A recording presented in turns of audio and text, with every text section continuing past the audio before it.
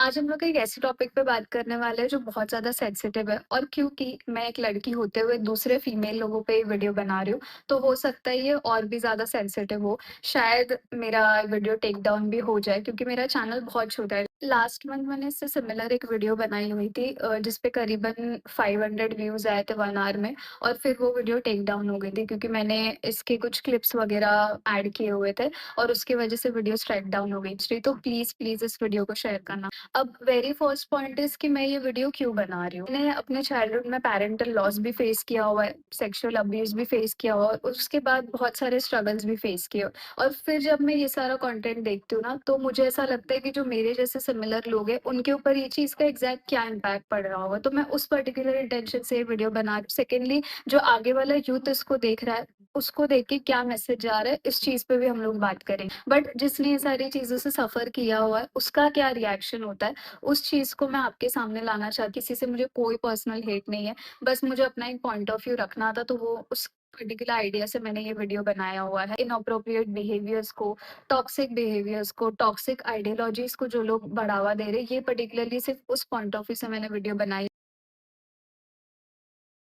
Hi, I am Sonali and welcome to the channel. I hope you all are doing good. तो आज के video में हम लोग कुछ ऐसे टॉपिक्स पे बात करने वाले हैं जिससे लोगों के इमोशंस जुड़े हुए हैं, लोगों की फीलिंग्स जुड़ी हुई है और कुछ लोग इस चीज़ का बहुत बुरी तरीके से मज़ाक बनाते हैं। तो let's get started.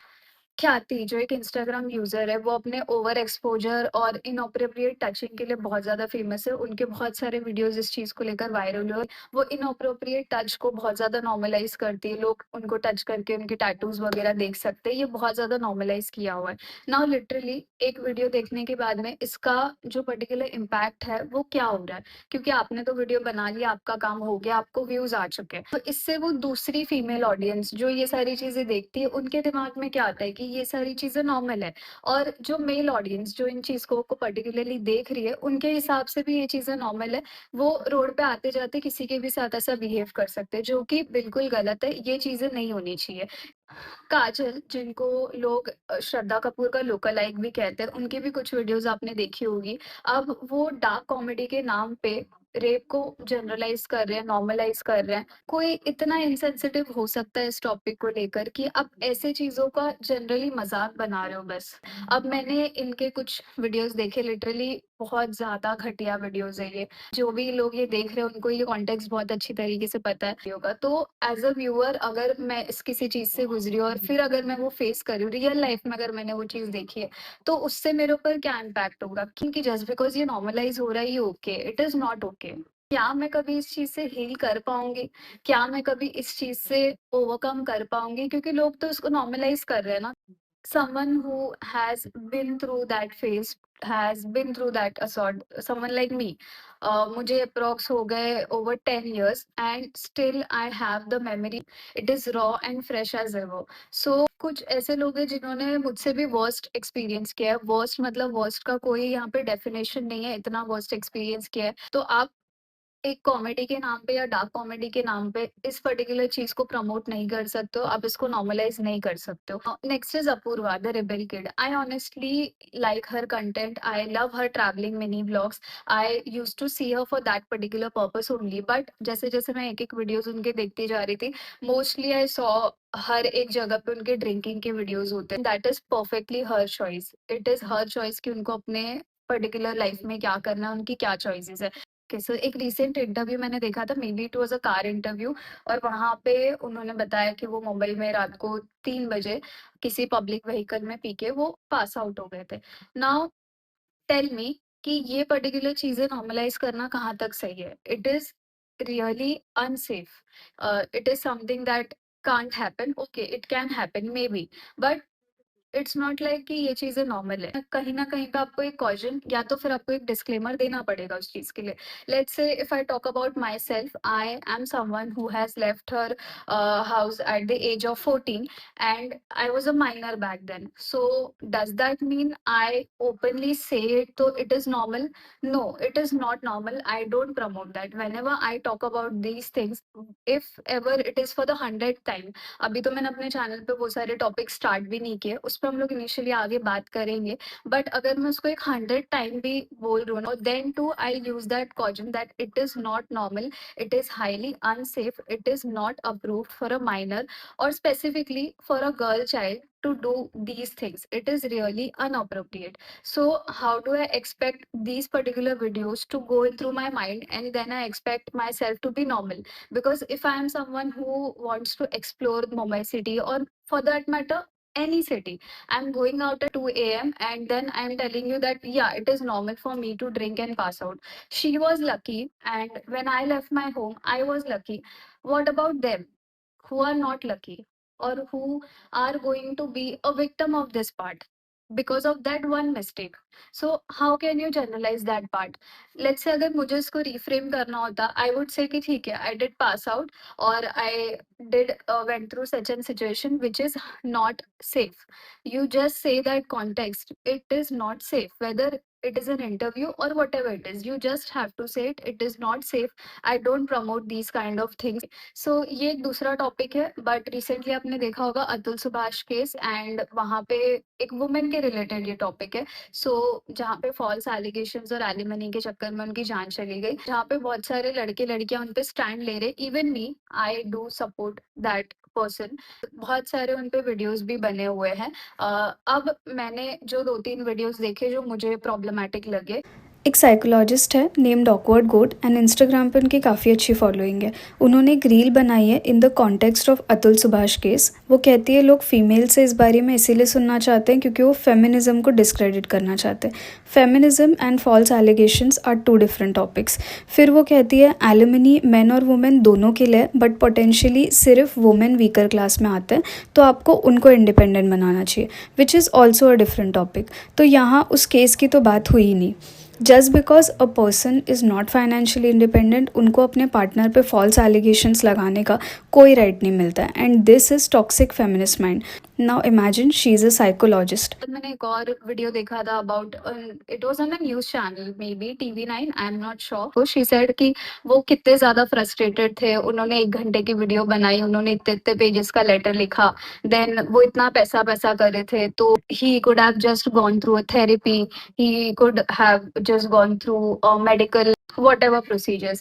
How insensitive that is. Like, how can you be this insensitive to talk about a topic? The person is already gone, he has already suffered, and then he just literally took his life, and after that, you how can you make such highly objectionable sentences about someone? Now just tell me, is this the right way to address a situation for a person who is already gone? Person is from your particular family, how are you going to react to that? Now एक hypothetically एक situation मान लेते हैं जहाँ पे ये same situation हो रही थी एक female के साथ में, and एक male ने video बनाया है, एक या तो फिर एक male ने national TV पे, क्योंकि TV9 it is a news channel, तो एक national TV पे कोई male एक female के बारे में ये बात कर रहा है। Literally जो आपकी male और female दोनों audience, male भी उस चीज में बहुत supportive है, लिटरली वो दोनों ऑडियंस मिलके उस पर्टिकुलर मेल की बैंड बजा देते हैं यहाँ पे। तो the same thing when a female is doing, how can it be right? How is that right? Why nobody is objecting that particular part, or why nobody is objecting her to talk something sense, or just with some sensitivity or humanity? Now, next is Muskan Karia. Now, she does these food reviews, but उनके food reviews से ज़्यादा उनका जो content होता है या तो वो mature होता है या तो फिर वो inappropriate word से पूरी तरीके से भरा होता है। As an audience अगर मैं वो सारी चीज़ें देख रही हूँ यहाँ पे, तो क्या context बनने वाला है? क्योंकि ये मेल ऑडियंस जो होती है वो इसको प्रमोट करते जाते हैं, एंड जो फीमेल ऑडियंस होती है वो देख के ये सिमिलर ऐसे वीडियोस वगैरह बनाते हैं, because it is a path to gain views or attract the viewers, right? But is that the right path to attract viewers like this? उन पे भी बहुत सारे रोस्टर्स ने वीडियो बनाई थी। अब उस पे भी मैंने बहुत सारे कमेंट्स देखे थे, कुछ रोस्टर्स के मैंने वीडियो देखी थी, like I guess Rajat Pawar, Devika Gupta and so on. तो यहाँ पे मैंने कुछ लोगों के कमेंट्स में देखा था कि लड़कियां भी इस टॉपिक पे बात नहीं करती जो कि लड़के खुल के रोस्ट करें। सी लोग बनाते हैं वीडियोस, बट हो सकता है वो मेरे जैसे बहुत छोटे छोटे यूट्यूबर्स हो या अभी स्टार्ट कर रहे हो जो ये सारे टॉपिक्स बनाते हो, लेकिन लोग उनको शेयर ही नहीं करते हैं। और फिर एक पॉइंट के बाद बाद कुछ स्ट्राइक्स एंड इसकी वजह से उनकी वीडियोस टेक डाउन हो जाती है। तो अगर आपको ऐसे वीडियोस मिल रहे हैं तो प्लीज उनको शेयर करो, ताकि लोगों को ये सारी चीजें पता चले, और एटलीस्ट आपके कांटेक्ट में जितने भी यूथ होगा और जितने भी ऐसी फीमेल्स वगैरह होंगी उनको पर्टिकुलर ये मैसेज मिले। So let's talk about Sejal now. She is making domestic content related to domestic violence and the parental law situation, and she's totally normalizing it. Like it is very much normal. She made a video like आज इसकी माँ मर गई है, how insensitive is that. और मैं literally बोल रही हूँ, मैंने वो पूरा वीडियो देखा भी नहीं था, I just saw context of that, and उसके बाद में फिर मैंने यूट्यूब पे काफी सारे बीच बीच के क्लिप्स देखे थे। But personally, if I go through a particular Instagram or whatever platform and I see that particularly that clip, how am I going to normalize that thing, that someone has passed or gone, and then I am making such videos and normalizing that thing. Now, if I talk about myself here, why I can personally connect to that, because it was around 2005 when my mom passed away, and it is around 19 years now. For 19 years, that particular memory is as fresh as ever. So imagine someone going through these particular phase, and then क्योंकि obviously एक particular situation होने के बाद, whether it is a parental loss or a close one's loss, everybody has to normalize their life. That is the cycle, right?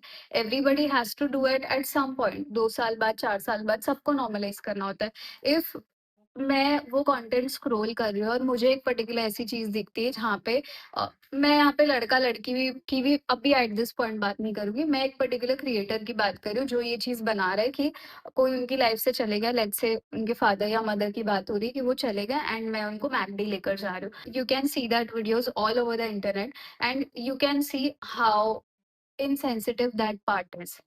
Someone who is going through this loss, or someone has just gone through this loss, how can that person literally face these videos, and how can they watch this content, and literally things like these are only going viral.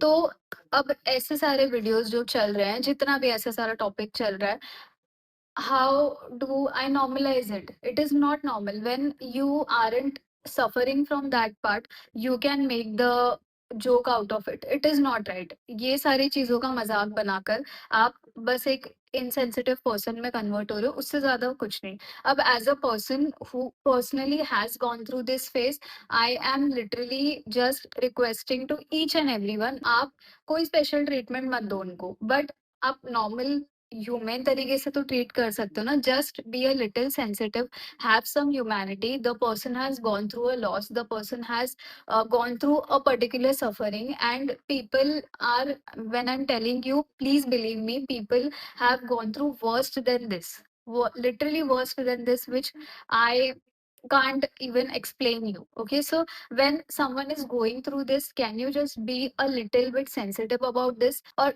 Domestic violence पे तो बहुत सारे videos है, बहुत literally बहुत सारे messages है। उसके बाद भी एक फीमेल क्रिएटर होते हुए अगर कोई ऐसे वीडियोस बना रहा है, एंड वो भी उनके खुद के घर के बारे में, लिटरली वो जो वीडियो था वो मैंने किसी रोस्ट में ही एक क्लिप देखी थी जहाँ पे शी सेड कि किसी ने मुझे कहा कि मेरे शक्ल मेरी माँ से मिलती है, and then she actually made a scene where the domestic violence is happening and she's sitting outside. Let me tell you, the person who is going through all this, he or she is literally suffering already. Why do you have to make it worse for them? When you can't do some good content, just don't make content to offend anyone or harm anyone's feelings. Now ये सारे creators की तो बात हो गई। अब मुझे ये चीज़ पर्टिकुलरली हर्ट क्यों करती है, क्योंकि आई am someone who has gone through this face. ये मैंने बहुत टाइम बोल दिया, इस पर्टिकुलर एक वीडियो में मैंने बहुत बार ये चीज़ बोल दी है, ताकि लोगों को ये चीज़ें समझ में आए मेरे पॉइंट ऑफ व्यू से मैं जब ये बात कर रही हूँ। क्योंकि बहुत सारे लोग हैं ना जो ये चीज़ से गो थ्रू करते हैं, और वो लोग ऐसे सोशल मीडिया पे नहीं बैठे हुए, सब इन्फ्लुएंसर्स या सब वीडियो क्रिएटर्स नहीं है यहाँ पे जो अपना पॉइंट ऑफ व्यू बताएंगे। क्योंकि जिनके साथ एक्चुअल में ये सारी चीजें हो रही है, वो अपनी लाइफ को नॉर्मलाइज करने में ही 8 9 10 साल लगा देते हैं। तो they are not coming and telling you out each and everything. So he is not telling और she is not typing anything, that doesn't mean कि कोई चीज से गो थ्रू कर ही नहीं रहा है। लिटरली लोग गो थ्रू कर रहे हैं, तभी ये सारी चीजें एक प्रॉब्लम बन गई है, और लोग लिटरली उस पे लोग पता नहीं कितने ही एक्शंस ले रहे हैं, कितने ही लॉस बन रहे हैं, और उसके बाद आप ऐसा इंसेंसिटिव कंटेंट बना रहे हो। और मुझे पता है सो कॉल्ड टॉक्सिक फेमिनिस्ट लोगों से मुझे बहुत ज्यादा हेट भी मिलेगा।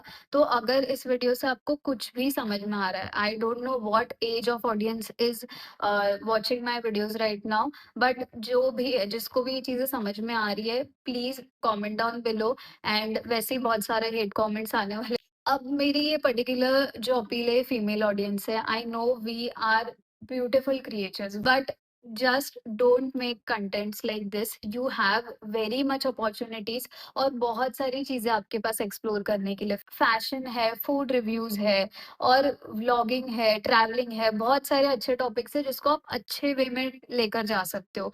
ऐसे इनसेंसिटिव और ऐसे टॉक्सिक कंटेंट बना करके आपको वो थोड़े टाइम का ही फेम मिलने वाला है। So please, to particularly womens, I am telling you this, don't do this things. 14-15 साल के बच्चे हैं जो ये सारे कंटेंट देख के वो लोग भी ऐसे सिमिलर कुछ तो डार्क कॉमेडी के नाम पे बनाते हैं, डार्क ह्यूमर के नाम पे बनाते हैं। Literally don't do that. And और जैसा मैंने पहले भी बोला, हो सकता है ये वीडियो टेक डाउन हो जाए, बिकॉज बहुत सारे क्लिप्स एंड चीजें हो सकता है इसमें यूज होगी। आप इस पर्टिकुलर चीज को एक पॉइंट तक एंजॉय करो, but don't share this videos, don't promote such videos, so that you can create a better environment for each and every one of us. As an audience आपकी responsibility होती है कि आप कौन से कंटेंट को हाइप कर रहे हो या कौन से कंटेंट को आप डिसलाइक कर रहे हो। तो प्लीज ऐसे सारे जो कंटेंट बन रहे हैं इनको प्रमोट मत करो। मुझे बताना कि ये वीडियो आपको कैसी लगी है। ये पर्टिकुलरली मेरे कुछ ओपिनियंस थे, मेरी कुछ इमोशंस थे जो मैं बहुत टाइम से देख रही थी। मैंने लिटरली 3-4 महीने पहले इंस्टा ओपन किया होगा, और तब से मैं ये सारी चीजें देख रही हूँ। तब समझ में आया कि इंस्टा को लोगों ने इतना टॉक्सिक क्यों बनाया हुआ है। तो ये सारे वीडियोस देखने के बाद मुझे पता चला है, this toxic things can't be normalise, it can't be generalise. तो ये लोगों तक पहुंचेगा तो अच्छा मैसेज मिलेगा मेरे हिसाब से। Okay, that's it for this video. Please take care, please be responsible and keep growing. I'll see you in my next one. Until then, take care. Bye bye.